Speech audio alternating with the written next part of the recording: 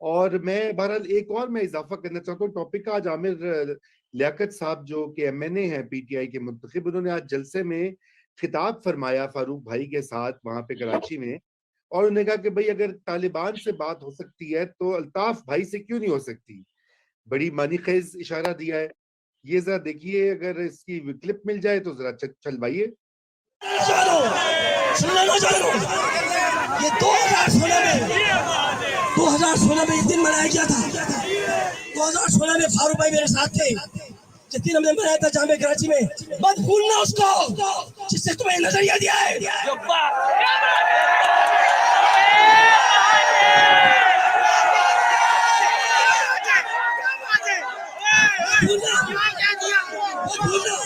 اگر طالبان سے بات ہو سکتی ہے الطاف حسین سے بھی بات ہو سکتی ہے. لیجیے, الطاف حسین سے بھی بات ہو سکتی ہے. یہ تو بہت بڑی بات کہہ دی عامر بھائی نے. بہرحال میں تو خیر مقدم کرتا ہوں, سب سے بات ہونی چاہیے, اور سب جو پاکستانی ہیں وہ ان سے بات کی جانی چاہیے. ناراض لوگ بھی ہیں جن کو آپ نے بند بھی کیا ہو. بہرحال یہ معنی خیز اس لیے کہ یہ اس وقت پہ بات ہو رہی ہے جب کہ ابھی ہم خیبر پختونخوا اور پنجاب کا جائزہ لینے کے بعد اب ہم سندھ اور سندھ کے کیپٹل کراچی کی طرف بڑھے ہیں, تو ظاہری بات ہے یہ ایک خطرے کی گھنٹی تو ہے. کیا کہیں گے سہروردی صاحب اور سولنگی صاحب, آپ دونوں پہ. میں رفعت اللہ سے بھی, سولنگی صاحب سے سٹارٹ کرتا ہوں چونکہ آپ سندھ کے نامور سپوت ہیں, اس لیے آپ کے خطبے میں یہ بات کہی گئی ہے, اس لیے سٹارٹ آپ کریں گے. لیکن آج تو ماشاءاللہ گلدستہ صرف ایک بلوچ بہن یا بھائی کی کمی ہے, ورنہ تقریباً پورے ہی ہو گئے ہیں. دیکھیں عامر لیاقت صاحب جو ہے نا, وہ آلو والی سبزی ہے جو ہر ڈش کے اندر چل جاتی ہے. تو میں ان کی جو بات ہے اس کو بہت زیادہ اہمیت نہیں دیتا, لیکن جس طریقے سے اس ملک کے اندر سیاست چلائی گئی ہے, وہ بناتے بھی خود ہیں, بگاڑتے بھی خود ہیں, توڑتے بھی خود ہیں. تو اب اس پہ بندہ کیا بات کرے. جی تو جی سہروردی صاحب کوئک کامنٹ ہو جائے.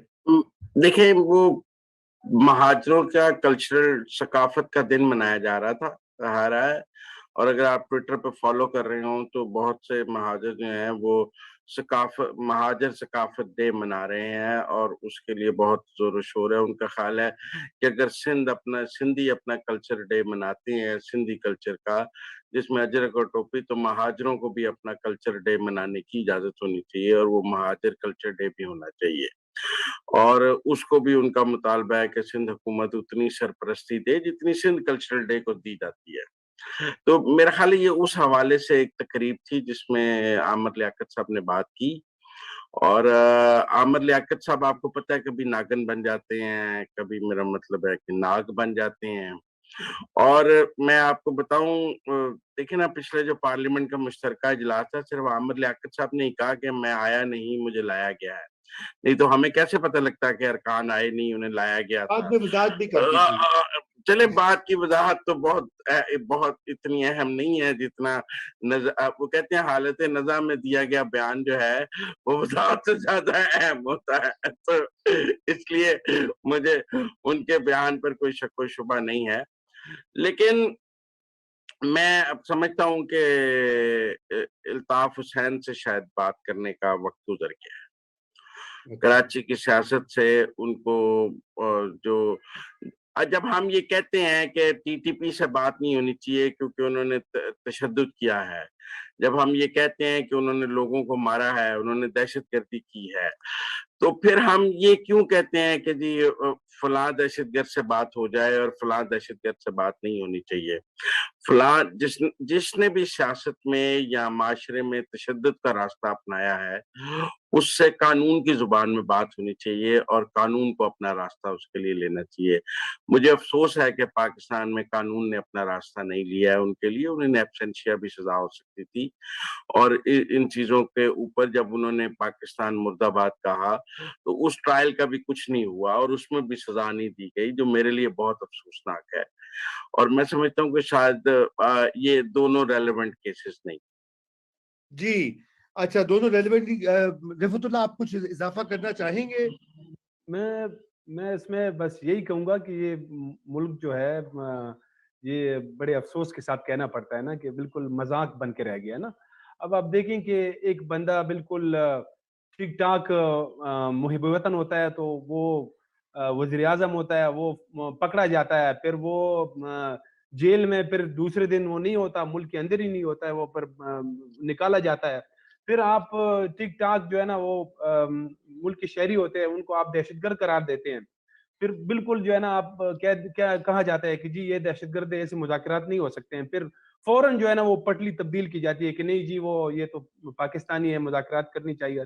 تو یہ اب مطلب یہی الطاف حسین صاحب جو تھے کسی زمانے میں اس کی بالکل ٹھیک ٹھاک سٹیکس تھے کراچی کے اندر, پھر اچانک جو ہے نا آنکھوں کے تارے تھے, سیدھی بات کرو نا, ایسے عجیب جو ہے نا مطلب آنکھ کے تارا, لیکن جنرل وہ مشرف کے لاڈلے, بالکل یہ بھول جاتے ہیں نا. مسئلہ یہ ہے کہ انہی کو تو استعمال کیا مکمل طور پہ کراچی میں اپنی بیس کے طور پر. دیکھیں نا یہ آپ کی جو بات ہے میں اس کی تھوڑی سی وہ کیا کہتے ہیں, میں اس کو وضاحت کر دیتا ہوں کہ جب دل چاہا تو غدار بنا دیا, جب دل کوئی وطن بنا دیا, کبھی رو کا ایجنٹ, کبھی جیل میں. یہ سلسلہ جو ہے یہ ختم ہونا چاہیے. اگر الطاف حسین نے کچھ غلط کام کیے ہیں تو اس کی بالکل قانون کو حرکت میں آنا چاہیے. لیکن اگر جو آپ نے صرف اس لیے اس کو بند کرنا یا سزا دینا ہے کہ اس کی نظریہ فرق ہے یا اس کی سوچ فرق ہے یا وہ فرق ایک طریقہ چاہتا ہے, تو وہ اور بات ہے, وہ سیاسی معاملہ ہے. شیخ مجیب جو ہے وہ میرے خیال سے 15 دسمبر 1971 تک جو ہے وہ اس سے بات چیت کی جا سکتی تھی, معاملہ طے کیا جا سکتا تھا. بعد میں پھر وہ ملک ٹوٹ گیا, وہ اس کے بعد وہ پکا غدار بن گئے. بیچ میں کبھی غدار, کبھی بات ہوتی ہے, کبھی نہیں ہوتی. بہرحال یہ لمبی باتیں تاریخی کہ میں آخری ہمارا جو ٹاپک ہے رضا, یہ جو بات چل رہی ہے نا ان کی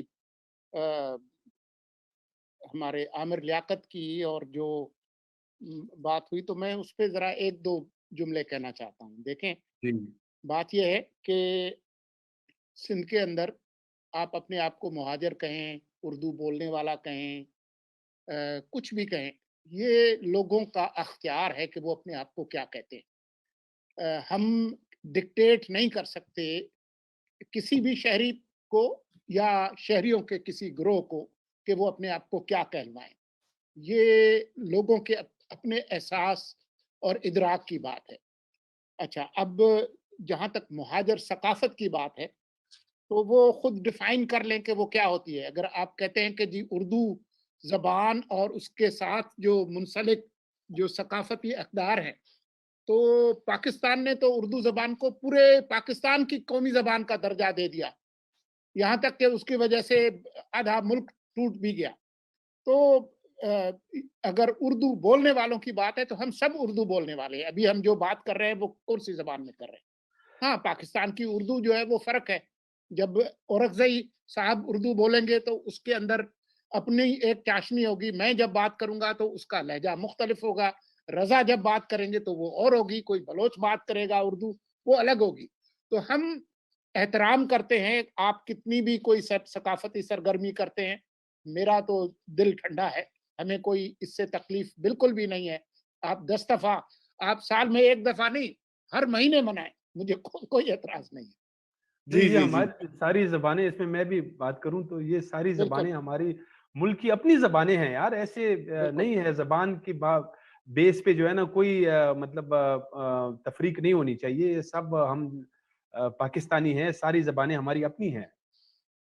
بالکل نہیں, اب آپ دیکھیں, نہیں دیکھیں اس بات کو ایسے دیکھیں کہ اب پنجاب میں سرائکی بولنے والے بھی ہیں اور وہ اپنا سرائکی کلچر ڈے بھی مناتے ہیں. ایسی کوئی بات تھوڑی ہے. پنجاب میں ہم یہ تھوڑی کہتے ہیں کہ جو پنجاب کا کلچر ڈے ہے سب پنجابی بولنے والے ہیں.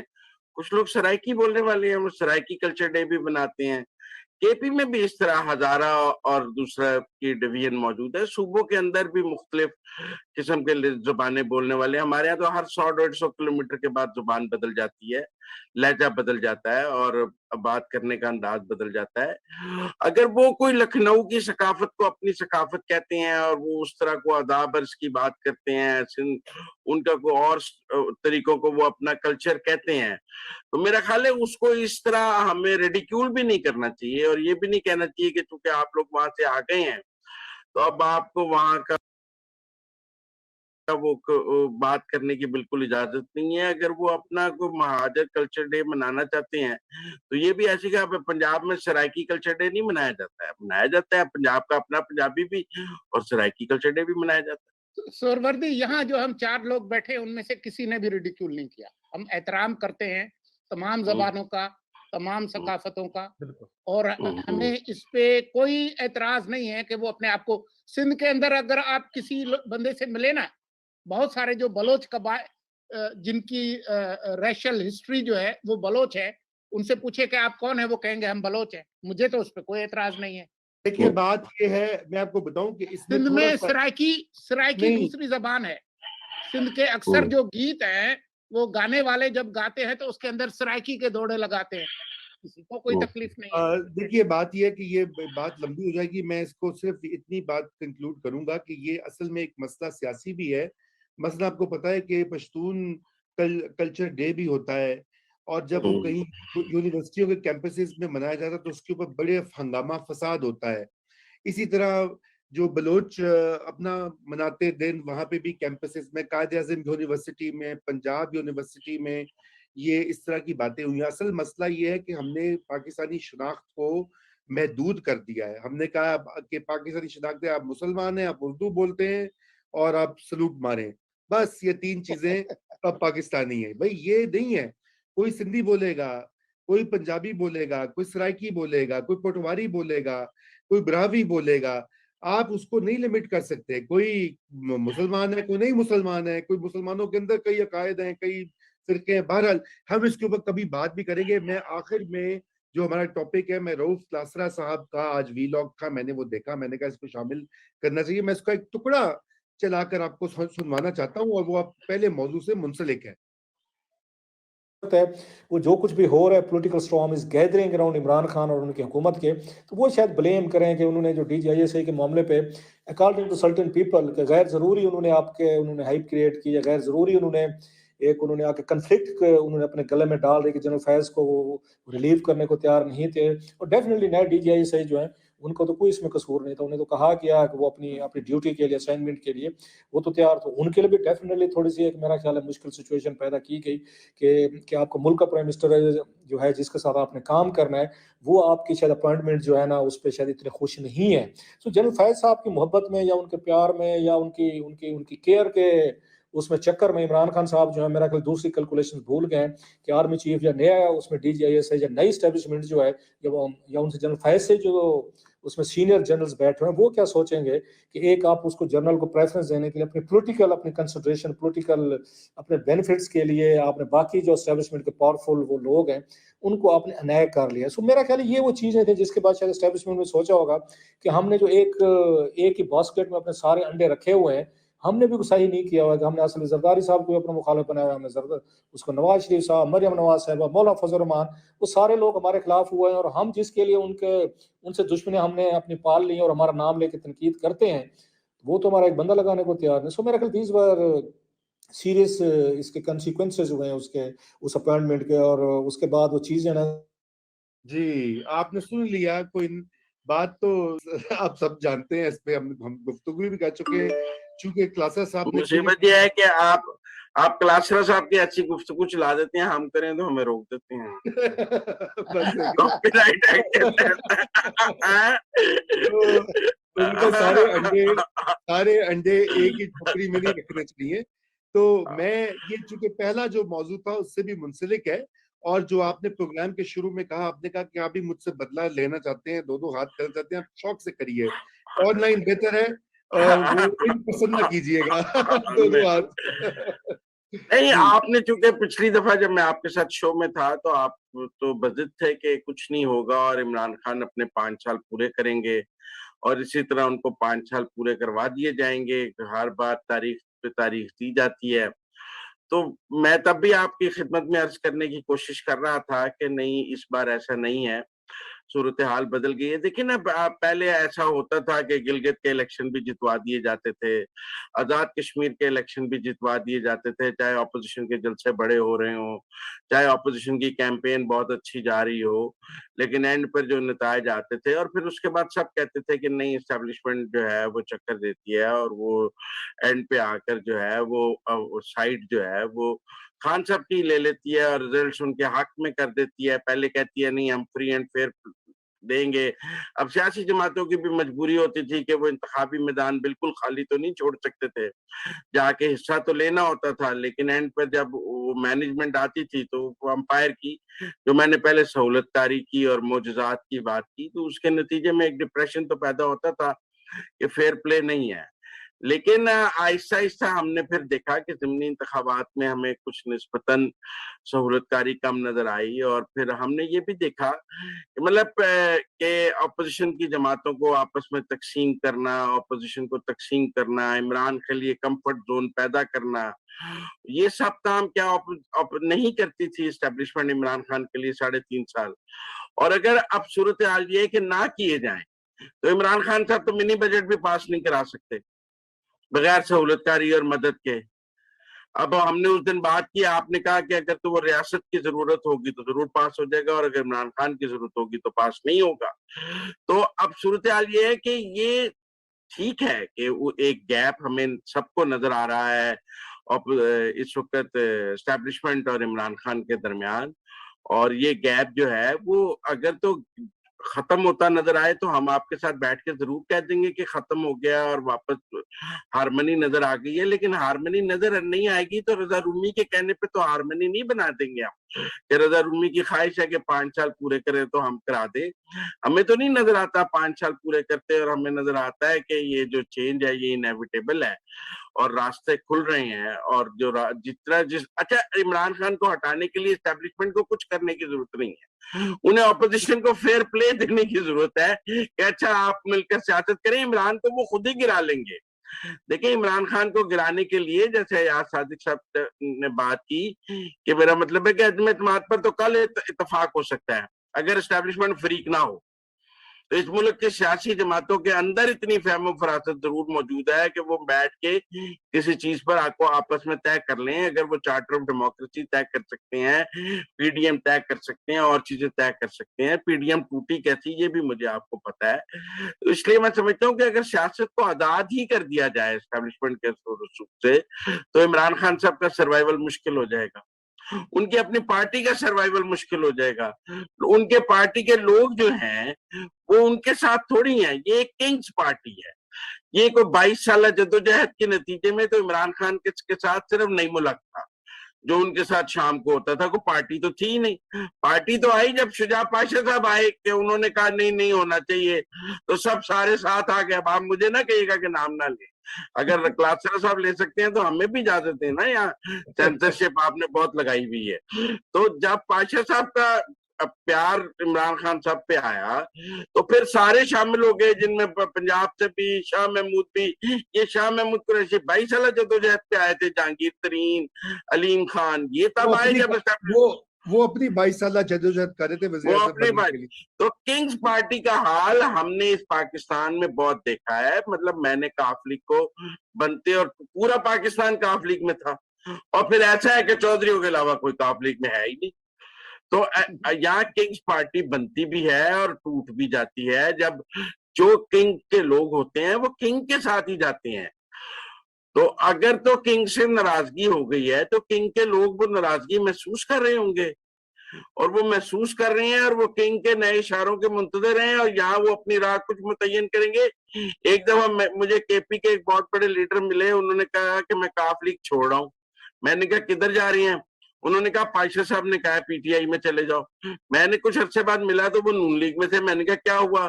انہوں نے کہا وہ پاشا صاحب کی ایکسٹینشن نہ ہوئی اور وہ ریٹائر ہو گئے. تو میں نے نئے والے سے پوچھا تو انہوں نے کہا آپ اپنی مرضی کریں, تو میں نے اپنی مرضی کر. تو آپ میری بات سمجھے, تو یہاں ایسے صورتحال ہے. اور واقعی کوئی اتنا آسان نہیں ہے. اگر نواز شریف واپس آتا ہے, اگر فریال تالپور لندن میں بیٹھی ہیں, اگر مختوم احمد محمود کو نواز شریف مل رہے ہیں, میں یہ نہیں کہہ رہا کہ وہ اسٹیبلشمنٹ میں کسی کو مل رہے ہیں, اگر پولیٹیکل فورسز بھی آپس میں بات کر رہی ہیں تو یہ عمران خان کے لیے کوئی اتنی اچھے نیک شگون نہیں ہے, اور چینج ہو سکتا ہے. جی آپ نے تو پھر بات ہی اب ایسی کر دی ہے کہ انسان کیا کہے اس کے سامنے. اس لیے سولنگی صاحب آپ اس کا اپنا کامنٹ دیجیے اور پھر ہم ناظرین سے اجازت لیں گے. میرے خیال میں اپنا کامنٹ دے چکا ہوں پہلے ہی. آپ پھر دیتے ہیں ذرا, اکیلا میں رہنے دو. کوئی اسپیسیفک سوال کریں تو میں اس کا جواب نہیں, آپ آپ کا مزمل صاحب سے اتفاق کریں کہ نہیں؟ میں مزمل صاحب کی ہر بات سے تو اتفاق نہیں کرتا, کچھ چیزوں سے کرتا ہوں. آپ ذرا جن سے نہیں کرتے وہ بتا دیں. اچھا وہ جب سامنے آئیں گی تو میں چلے میں مزمل صاحب آپ کو نا, میں آخری چونکہ چند ایک دو منٹ رہ گئے ہیں, میں آپ کو یہ کہتا ہوں آپ کی باتیں بالکل صحیح ہیں. کنگز پارٹی کیا, کاف لیگ سے پہلے ریپبلکن پارٹی, کنونشنل مسلم لیگ, حتیٰ کہ مسلم لیگ جو آل انڈیا مسلم لیگ, وہ بھی ساری اس وقت کی اسٹیبلشمنٹ کی بنائی ہوئی ہے. تاریخی دستاویزات موجود ہیں. یہی تو کہتے تھے احرار والے, مجلس احرار والے, عبید اللہ سندھی, کانگریس والے, وہ سارے اسی چیز کا تو گلہ کرتے تھے. بہرحال یہ باتیں تو ہوگی کہانی. اب بات یہ ہے کہ میں آپ کو عرض یہ کروں کہ اس وقت مسئلہ یہ ہوتا ہے کہ ابھی تک اگر اسٹرائک نہیں کیا, کلاسرا صاحب کی بات بجائے انہوں نے بھی جو جس کا ذکر کیا, خفگی کا, دوری کا, ناراضگی کا, اور یہ میل ملاقاتیں تو ہو رہی ہیں. یہ میل ملاقاتیں اگلے الیکشن کے تناظر میں بھی ہو سکتی ہیں. یہ ضروری نہیں. اس کی دو بڑی وجوہات ہیں. پہلی وجہ تو یہ ہے کہ کیا اسٹیبلشمنٹ کے پاس ایک متبادل وزیر اعظم کا نام جس کے اوپر یہ ساری بھانت بھانت کی بولیاں اتفاق کریں. یہاں پہ نون لیگ کے سب سے زیادہ ہیں M N S P T I کے بعد, اس کے بعد پاکستان پیپلز پارٹی ہے, اس کے بعد چھوٹی پارٹیاں ہیں. اور کیا جو ہے نون لیگ یہ رسک لے گی کہ وہ ایک گورنمنٹ کے ساتھ ایسوسیٹ ہو جائے جس گورنمنٹ میں مہنگائی اور ابھی آئی ایم ایف کا ایک اور منی بجٹ آنا ہے یا اس کے اثرات آنے ہیں. تو پہلی تو یہ بات ہے کہ یہاں پہ ایک پھڈا ہے. دوسرا پھڈا جو ہے وہ اس بات پر ہے کہ متبادل جو ہے اس کے اوپر کوئی ابھی تک اتفاق, کوئی نام ایک یا دو یا تین بھی سامنے نہیں آئے. وہ بس وہی ہوائی باتیں 2 سال سے چل رہی ہیں. کبھی پرویز خٹک کو کہتے ہیں, کبھی کہتے ہیں شاہ محمود تیار ہو رہے ہیں, کبھی کہتے ہیں سمرو صاحب کو تیار کیا گیا ہے. نام میں چونکہ آپ نے کہا آپ نے آج نام لیے تو میں بھی نام لے رہا ہوں کھل ڈل کے. اچھا یہ سارے لوگ شیروانیاں سوٹ جو بھی اپنے تیار کر کے بیٹھے ہوئے ہیں, حلف کی ریہرسل بھی کر رہے ہوں گے شاید کہ دوبارہ سے حلف پڑھنا پڑے گا, غلطیاں نہ کر دیں حلف پڑھتے وقت. مگر سوال یہ کہ متبادل پہ کوئی اتفاق نہیں ہے. دوسرا ایشو ہے وہ ہے الیکشن کا, کہ کیا اگلی ووٹ آف نو کانفیڈنس ہو بھی جائے, اشارہ نہ ہو یا اپوزیشن کے حال پہ چھوڑ دیا جائے, اور اس کے بعد الیکشن کا کیا ٹائم فریم ہوگا. پاکستان پیپلز پارٹی کی جو پہلے ہم نے بات سنی تھی, وہ کہتے تھے کہ پورا 1.5 سال جو ہے وہ کمپلیٹ کرے یہ اسمبلی, اس کے بعد آپ نئے الیکشن کرائیں. جبکہ میاں صاحب جو ہے وہ کہتے ہیں فوری الیکشن کرواؤ. جو ہی اگلا وزیر اعظم یا ووٹ آف نو کانفیڈنس کے بعد آئے, وہ 30 دن جو بھی 45 دن 60 دن آئینی مدت جو ہے اس کے فوراً بعد الیکشن کرائیں. لوہا گرم ہے, فوری طور پہ الیکٹوریٹ کے پاس جایا جائے. یہاں پہ ایک دوسری پرابلم ہے. تیسری پرابلم ایسی ہے کہ اس کا ذرا احتیاط سے بات کرنی ہوگی, اور وہ پرابلم ہے مقتدرہ کے اندر جو صورتحال. اور چونکہ ابھی ہم بات کر ہی رہے ہیں تو کیا وہاں پر ایک جسے کہنا چاہیے ایک یکجا ایک ویو ہے. جو لوگ یہ باتیں کر رہے ہیں, یہ ہمارے دوست اور باخبر ذرائع جو ہیں اسلام آباد میں, وہ جو بتاتے ہیں وہ کہتے ہیں وہاں بھی ایک ویو نہیں ہے, مختلف آراء ہیں اور مختلف جو ہے پرائیورٹیز ہیں مختلف. تو ان 3 وجوہات کی وجہ سے میں نے پچھلی بار آپ کو عرض کیا تھا کہ معاملہ نہیں آگے بڑھ رہا. بڑھنا ہوتا ہے تو دیکھیے, جب بڑھنا ہوتا ہے تو آپ کو پتا ہے کہ کیسے یوں صورت سے بڑھتا ہے, پتہ بھی نہیں لگتا. باہر کیف میں صرف یہ عرض کر رہا تھا میں جی رضا آپ کی بات مکمل ہو گئی؟ بس تقریباً جی ہونے والی ہے. تو اس لیے میں مزمل کے تھیسس سے جو ہے وہ اتفاق کرتا ہوں کہ تبدیلی جو ہے وہ نظر آ رہی ہے, وہ ہو جائے گی. لیکن میں اس میں جو کیویٹس یا یہ جو میں آپ کو نکات اس کی جو کہتے ہیں نا ڈیول لائز ان دا ڈیٹیل, تو میں جو اس کی ڈیٹیلز ہے نا وہاں پہ پھڈے, نا اتفاقی اور ایک یکجا سوچ کا عدم کا نہ ہونا، وہ ایک اس وقت یہ 3 بڑے مسائل ہیں. اس وجہ سے جسے کہتے ہیں ڈکا لگیا ہوا پنجابی چ. ٹھیک ہے جی. جی سلگی صاحب بات ہوگی پوری. میں صرف یہ کہنا چاہ رہا تھا کہ میں سہروردی صاحب کی اس بات سے اتفاق کرتا ہوں کہ یہ ایک ایسی کنگز پارٹی ہے جو ایک فین کلب ہے عمران خان کا. یہ بھانمتی کا کنبہ ہے اور یہ جس مقصد کے لیے بنائی گئی تھی پارٹی وہ اپنا مقصد حاصل نہیں کر سکی.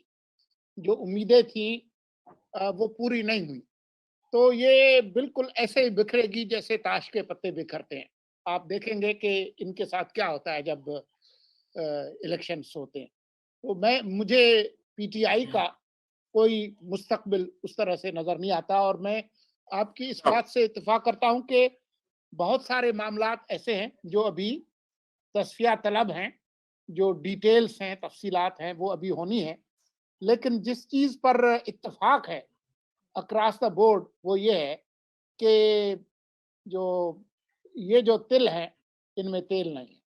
وہ بات بالکل ٹھیک ہے. اصل اور میں کنکلوڈ یہ بھی کر دوں کہ ایک ہی شخص کے پاس وہ کارڈ ہے اس وقت، کافی دیر سے ہے، اور وہ کارڈ ہے کہ تاش کا جو ایس کا پتہ ہوتا ہے وہ میاں نواز شریف کے ہاتھ میں ہے.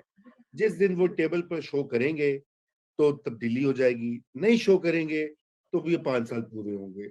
میں اسی پر جو ہے مزمل صاحب آپ کی خیالات کا مکمل جو ہے وہ پاس رکھتے ہوئے اور آپ کو سلوٹ کرتے ہوئے ناظرین سے خداحافظ کہوں گا، اور انشاءاللہ آپ سے کل شب 9 بجے پھر ملاقات ہوگی.